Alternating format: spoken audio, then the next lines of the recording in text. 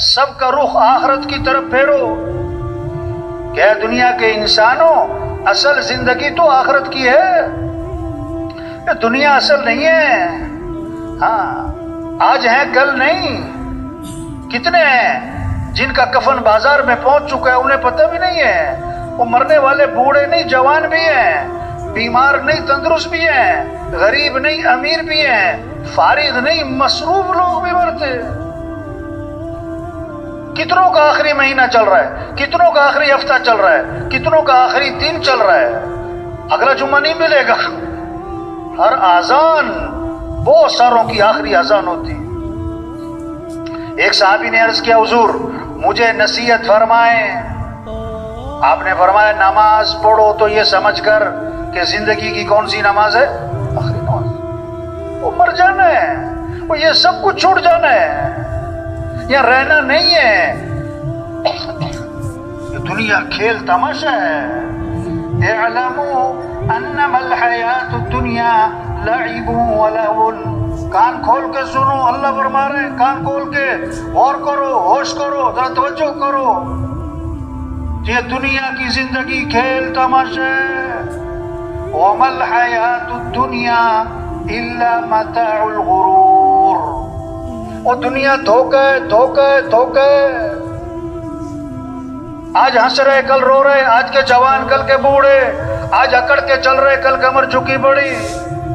یہ بڑے بڑے افسران ہوتے ہیں نا، ایس پی صاحب، آئی جی صاحب، ڈائریکٹر صاحب اور فلاں صاحب، ان کے دفتروں میں جاؤ نا، ہم گشت کرنے جاتے ہیں نا، تو وہ دفتر میں ایک لگی ہوتی ہے وہ تختی جس پہ ان کے نام لکھے ہوتے ہیں، اس سیٹ پر پہلے کون آیا، پھر کون آیا، پھر کون آیا، کب گیا۔ میں نے اس کا نام رکھا عبرت والی تختی۔ ان سے پوچھو نا بھائی یہ پہلا نام کدھر ہے؟ کہتے وہ تو مر گیا۔ ہاں وہ دوسرا کدھر ہے؟ کہ جی وہ بھی مر گیا۔ یہ تیسرا کدھر ہے؟ کہتے وہ بھی مرنے والا ہی آج کل، اسی سیٹ میں بیٹھتا تھا، مر گئے۔ اگر دنیا میں کسی کو ہمیشہ رہنا ہوتا تو حضرت محمد مصطفیٰ صلی اللہ علیہ وسلم کی ذات سب سے زیادہ حقدار تھی کہ دنیا میں ہمیشہ رہتے۔ اللہ کے نبی بھی گئے، انبیاء بھی گئے، صحابہ بھی گئے، اولیاء بھی گئے، بڑے بڑے حکومت والے گئے، بڑے بڑے حکمران گئے۔ ہم سب نے جانا ہے، رہنا نہیں ہے، ہمارے بس میں نہیں ہے۔ سامنے باپ مر رہا ہے، روک کے دکھا، ماں مر رہی ہے، روک کے دکھا، باپ ڈاکٹر ہے، بیوی ڈاکٹر ہے، بیٹا ڈاکٹر ہے، مر رہا ہے، اس کو روک کے دکھاؤ۔ نہیں، بے بس ہے انسان، بے بس ہے۔ آپ صلی اللہ علیہ وسلم کو دفنانے کے بعد صحابہ جب واپس آئے، حضرت فاطمہ رضی اللہ عنہا نے شدت غم میں کہا تم لوگوں کا دل کیسے آمادہ ہوا کہ تم نے اللہ کے نبی پر مٹی ڈال دی۔ آپ کا انتقال ہوا، حضرت عمر رضی اللہ عنہ جیسے بھی ہل گئے، نہیں یہ نہیں ہو سکتا۔ حضرت عثمان رضی اللہ عنہ، حضرت علی رضی اللہ عنہ گم سوم، یہ کیا ہوا؟ اللہ نے حضرت ابوبکر رضی اللہ عنہ کو حوصلہ دیا، آئے آپ کی پیشانی کو چوما، باہر آئے، حضرت عمر لوگوں سے بات کر رہے تھے جوش میں، فرمایا اجلس یا عمر، عمر بیٹھ جاؤ، اور ایک بہت طاقتور جملہ بولا، من کان یعبد محمدا فإن محمدا قد مات ومن كان يعبد الله فإنه حي لا يموت۔